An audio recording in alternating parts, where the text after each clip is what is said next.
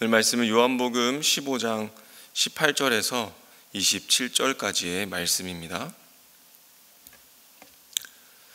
요한복음 15장 18절에서 27절까지의 말씀을 교독하겠습니다. 세상이 너희를 미워하거든 세상이 너희보다 먼저 나를 미워하였다는 것을 알아라. 너희가 세상에 속하여 있다면 세상이 너희를 자기 것으로 여겨 사랑할 것이다. 그러나 너희는 세상에 속하지 않았고 오히려 내가 너희를 세상에서 가려 뽑아냈으므로 세상이 너희를 미워하는 것이다. 내가 너희에게 종이 그의 주인보다 높지 않다고 한 말을 기억하여라. 사람들이 나를 박해했으면 너희도 박해할 것이요 또 그들이 내 말을 지켰으면 너희의 말도 지킬 것이다. 그들은 너희가 내 이름을 믿는다고 해서 이런 모든 일을 너희에게 할 것이다. 그것은 그들이 나를 보내신 분을 알지 못하기 때문이다. 내가 와서 그들에게 말해주지 아니하였더라면 그들에게는 죄가 없었을 것이다. 그러나 이제는 그들이 자기 죄를 변명할 길이 없다. 나를 미워하는 사람은 내 아버지까지도 미워한다. 내가 다른 아무도 하지 못한 일을 그들 가운데서 하지 않았더라면 그들에게 죄가 없었을 것이다. 그러나 이제는 그들이 내가 한 일을 보고 나서도 나와 내 아버지를 미워하였다. 그래서 그들의 율법에 그들은 까닭없이 나를 미워하였다고 기록한 말씀이 이루어진 것이다. 내가 아버지께로부터 너희에게 보낼 보혜사 곧 아버지께로부터 오시는 진리의 영이 오시면 그 영이 나를 위하여 증언하실 것이다. 함께 읽겠습니다. 너희도 처음부터 나와 함께 있었으므로 나의 증인이 될 것이다. 아멘. 오늘 성경 말씀을 보시게 되면 세상이 우리를 미워한다 그렇게 말하고 있습니다. 먼저 이 세상은 우리가 무엇이라고 이야기할 수 있을까요? 오늘 성경에서 말하는 이 세상은 1차적으로는 예수님을 반대하는 무리 그리고 유대인들이라고 볼 수 있습니다. 그리고 좀 더 넓은 의미로 생각해 볼 때에는 하나님을 인정하지 않고 격렬히 반대하는 그런 존재들, 또 다른 것을 숭배하는 그런 악한 존재를 우리가 성경이 이야기하는 것이기도 합니다. 그 존재가 먼저는 예수님을 미워하고 그리고 우리들도 미워한다라고 그렇게 말씀하고 있는 것이죠. 그리고 요한 1서 3장 13절에 보시면 이렇게 기록하고 있습니다. 형제들아 세상이 너희를 미워하여도 이상히 여기지 말라. 이 미움받는 것이 우리에게 있어서 비정상적인 것이 아니라 아주 정상적인 일이다 라고 그렇게 이야기합니다. 그런데 잘 살펴보면 그런 것 같습니다. 예를 들어 볼까요? 예수님은 빛으로 오셨습니다. 그리고 빛은 어둠을 거두어냅니다.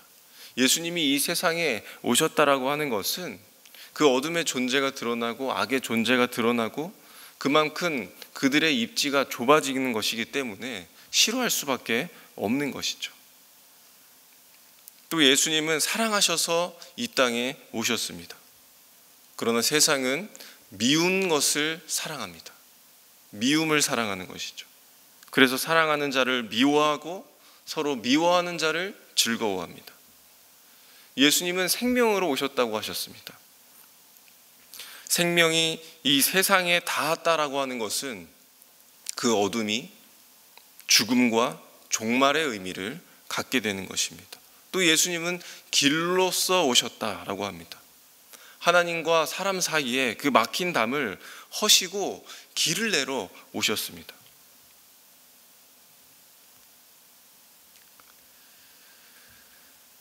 아예 세상과 그리고 그 예수님은 원리와 질서가 맞지 않기 때문에 미워할 수밖에 없는 것이죠. 완전히 DNA가 다르고 본질이 다르며 구조가 다르기 때문에 우리는 까닭없이 적대 관계에 놓이게 되는 것입니다. 그렇기 때문에 우리가 미움받는 것은 지극히 정상이다라고 하는 것을 말씀합니다. 우리가 이러한 사실을 온전히 알 때에 우리의 삶 속에서 생기는 그 문제를 보는 것도, 그리고 그 문제에 대해서 해석하는 것도 달라질 수가 있습니다. 왜 우리가 살면서 부딪히는 일들이 많습니까? 왜 우리는 해를 입고 우리는 고난을 당하고 세상에 소외당하는 것처럼 보입니까? 그것은 이 일이 어쩌다가 발생하는 일이 아니라는 것입니다. 하나님 나라의 백성이라면 세상과 충돌하는 일이 항상 일어날 수밖에 없다는 것입니다. 그리고 여기에 우리의 오해가 있습니다. 뭔가 일이 틀어지고 잘못되어 가고 있다는 그런 현상을 느낄 때에 우리는 또 다른 어떤 것을 느끼게 됩니까? 하나님이 나를 미워해서, 나의 죄 때문에 생긴 일로 해석할 때가 있습니다. 물론 우리가 죄 짓는 것을 하나님이 기뻐하시거나 괜찮게 여기시진 않습니다. 다만 우리를 본래대로, 하나님 뜻대로 다루어 가시기 위해 구원의 손을 내미시는 것이죠. 그래서 요한복음이 계속 강조하고 있는 것이 무엇입니까? 그 죄 지은 자들을 심판하러 오시는 분으로 소개하기도 하지만 그보다 앞서 그분은 세상을 사랑하셔서 오셨다라는 것을 더 강조합니다. 하나님은 우리가, 죄 짓는 우리가 미워서 문제를 만들고 발생시키고 일으키시는 분이 아니라 사랑하셔서 우리를 다루어 가시는 분인 것을 기억하시기를 바랍니다. 세상이 우리를 미워할 수밖에 없는 전혀 다른 그런 본질 속에서 살아가기에 하나님께 속해 있는 자에게는 삶이 복잡하고 어려울 수밖에 없고 해를 입고 당할 수 있다라고 하는 것입니다. 그럼에도 불구하고 우리의 마음이 괴로운 이유는 어떤 것이겠습니까? 여전히 우리가 세상의 미움을 받는 일이 비정상적인 일이라는, 그렇게 여기는 마음 때문이 아닐까 생각합니다. 그러나 오늘 말씀처럼 세상의 미움을 받는 그 이유를 우리가 알게 되고 또 알게 되고 인정할 수밖에 없다라면 또 납득할 만한 바탕이 생기게 되고 우리는 이를 받아들일 수가 있게 됩니다. 그렇게 될 때에 나의 삶에, 그리고 나의 신앙의 자세가 달라질 수 있습니다. 얽히고 설키는 이 세상살이 속에서도 또 날마다 저울질하는 그런 삶임에도 불구하고 끝까지 내가 붙들고 가야 할 것이 무엇인가? 내게 가장 필요한 것, 그것이 바로 하나님이요, 그의 말씀이요, 말씀이 되시는 예수님이 나와 함께 하신다는 것을 안다면 우리에게는 힘이 생기는 것이죠. 이러한 사실이 나에게 구체적이면 구체적일수록 우리는 담대해질 수밖에 없고, 깊어질수록 우리는 확신을 갖게 되는 것이고, 넓어질수록 하나님께 신뢰를 쌓는 그 힘입니다. 세상 속에서도 예수님의 제자로 살아낼 수 있는 힘. 우리는 비록 세상의 미움을 받고 또 그 다 받아내는 것은 불가능한 일입니다. 또 나로서는 그 버티는 것이 역부족합니다. 하지만 하나님의 자녀가 되었고 우리는 주님의 제자가 되었고 또 그 주님의 사명이 우리의 사명이 되었고 우리가 담대하게 감당할 몫이 되었고, 이것은 믿음이라는 그 큰 틀 안에서 우리에게 감당할 힘을 주시고 저항할 수 있는 힘을 갖추게 된다는 것입니다. 오늘 이 아침에 이 믿음이 세워지기를 소망합니다. 이 세상의 미움을 돌파하는 그 하나님의 사랑과 믿음으로 또 충만함으로 담대함으로 신뢰함으로 감당해내시는 우리 성도님들 되시기를 바랍니다. 그것이 바로 증인으로서의 삶입니다. 그렇기 때문에 마지막 27절 말씀에서도 그렇게 이야기하고 있습니다. 너희도 처음부터 나와 함께 있었으므로 나의 증인이 될 것이다. 처음부터 함께 있었다. 하나님이 우리에게 말씀하십니다. 처음부터 내가 너희와 함께 있었다. 하나님이 함께 하신다라고 하는 것은 우리에게 일어나는 특별한 그런 이벤트가 아니라 우리의 삶에 끊임없이 반복되는 이 일상에서 버틸 수 있도록 늘 도와주신다는 것입니다. 늘 함께 하셨다는 것입니다. 늘 함께 하신다는 것입니다. 생각해 보시게 되면 이런 세상의 미움과 압박과 또 겁박과 이 짓누름, 그 속에서 우리는 날마다 불안함을 느끼게 되고 긴장을 하게 되고 공포를 안게 되고 부담을 혼자서 끌어안고 살아갑니다. 그런데 어떻게 이것이 하나님 없이 가능한 일이라고 우리가 말할 수 있을까요? 그리고 지금 하나님 없이 살아가는 자들이 숨부치며 살아가는 것, 그것은 어떻게 우리가 볼 수 있을까요? 그것 또한 보이지 않는 하나님의 그 보편적인 은혜 안에서 살아가고 있다. 그렇게 이야기할 수밖에 없습니다. 그러나 하나님께 속해 있는 자들이 갖는 진정한 은혜는 무엇입니까? 그것은 도우시는 이, 함께 하시는 이가 있다라고 하는 은혜입니다. 보혜사, 곧 아버지께로부터 오시는 진리의 영, 그 성령께서 우리와 함께 하시고 도우신다는 은혜입니다. 보혜사 성령께서 누구를 돕겠다는 것입니까? 누구를 도우신다는 것입니까? 19절의 말씀처럼 내가 너희를 세상에서 가려 뽑아 내었다.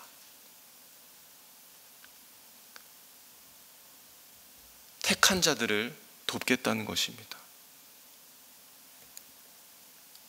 세상의 미움을 받는 자들, 하나님을 사랑하는 자들로 분별된 자를 돕겠다는 것입니다. 하나님의 말씀이 되시는 그 예수님의 음성에 귀를 기울이며 따라가는 자들에게 항상 함께하는 보혜사가 있다라는 그 말씀을 합니다. 그리고 그 보혜사는 어떻게 도우시겠다는 것입니까? 보혜사, 그 이름의 자체에는 변호한다, 변호하는 자라고 하는 의미를 담고 있습니다. 왜 변호를 하시는 것일까요? 예수님이 까닭없이 미움을 당하시기 때문입니다. 그래서 성령님은 진리의 영이라고 그렇게 이야기하고 있습니다.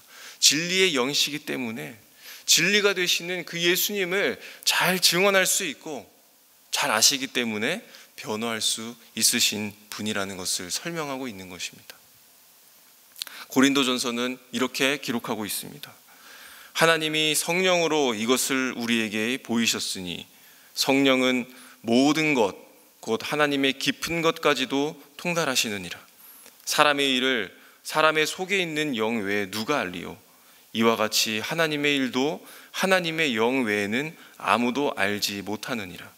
우리가 세상의 영을 받지 않고 오직 하나님으로부터 온 영을 받았으니 이는 우리로 하여금 하나님께서 우리에게 은혜로 주신 것들을 알게 하려 하심이라. 성령님은 하나님의 깊은 것을 다 아신다고 합니다.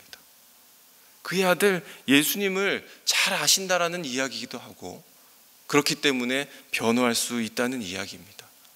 또한 이런 동일한 기쁨과 동일한 도우심으로 세상의 미움을 받는 우리들도 변호하시겠다, 변호하겠다고 약속하신 것입니다. 우리가 사회에서도 억울함을 호소하는 자들의 소리를 듣는 변호사가 있고 그들을 도와주듯이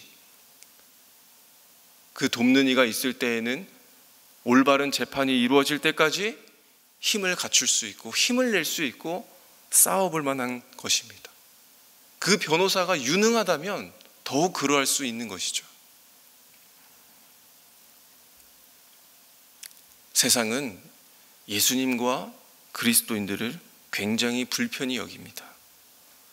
우리가 잘못한 것이 없어도 우리가 세상에 유익을 끼치며 살아가는 그런 존재이라 할지라도 세상의 입장에서는 우리가 반드시 제거되어야 하는 존재, 눈의 가시 같은 존재로 봅니다.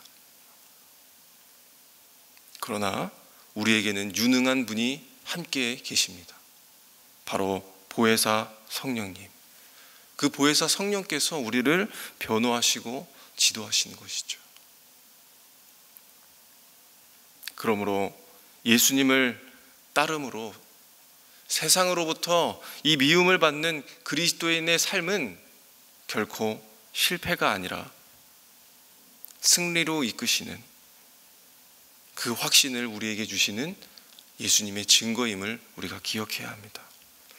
주를 따르다가 당하는 어려움이 나에게만 있는 아주 특별한 일, 이례적인 그런 일이 아니라 나의 고난도 결국 하나님의 섭리 안에 있다라고 하는 것을 우리는 믿을 수 있는 것입니다. 말씀을 맺겠습니다. 그리스도인들은 하나님의 사랑을 받는 존재이며 또 우리는 도우시는 은혜로 살아가는 자들입니다. 우리는 까닭 없는 미움으로 핍박받고 때로는 겁박을 당하며 협박받는 그런 상황에서 함께 하시는 보혜사가 계시다는 것입니다. 그리고 예수님이 함께 계시다고 말씀하셨습니다. 그분은 말씀이시고 또한 진리이시기 때문에 세상을 살아가는 동안에 우리 속에 할 말을 넣어주시고 때에 따라 필요한 말씀을 주실 것입니다. 그리고 그 음성을 따라 우리가 살아갈 때에 하나님은 우리를 예수님의 사람으로 새롭게 창조하실 것입니다. 그리고 우리를 증인으로 세우시는 놀라움을 우리가 맛보게 될 것입니다. 오늘 하루도 예수님과 함께하는 삶, 도우시는 성령님과 함께하는 삶, 그리하여서 세상의 미움을 관통하고 그 미움을 깨뜨리며 살아가시는 우리 성도님들이 되시기를 간절히 소망합니다. 우리 시간 함께 말씀을 기억하며 기도하실 때에 하나님 우리에게 믿음의 담대함을 주시옵소서. 세상의 미움이 당연한 거니와 그럼에도 불구하고 내가 부당하게 느끼는 마음으로 나를 탓하지 않게 주님 도우시고 주님을 의심하지 않게 하여 주시고 또 보혜사 성령님을 통해 거룩히 살아갈 힘과 두려움 없는 믿음 주실 나의 하나님을 찬양하며 살아가는 은혜가 있도록 하나님 인도하여 달라고 함께 기도하겠습니다. 또 오늘은 목장 모임을 위해서 기도하는 날입니다. 이 목장 모임을 통해서 세상을 살아가는 동안에 힘을 잃은 자들에게 하나님이 함께 하시는 자리가 되게 하여 주시고 도우시고 변호하시는 성령 하나님을 바라보는 자리가 되게 하시고 하나님이 함께 하심으로 세상의 미움을 돌파해내는 그 믿음의 간증들이 흐르는 자리가 되게 하여 달라고, 또한 예수님의 제자로서 날마다 세워지고 증인되어 살아가는 은혜가 있게 하여 달라고 우리 함께 기도하시겠습니다. 그리고 우리 각자 가지고 나오신 그 기도 제목으로 기도하신 후에 돌아가시도록 하겠습니다. 함께 기도하겠습니다.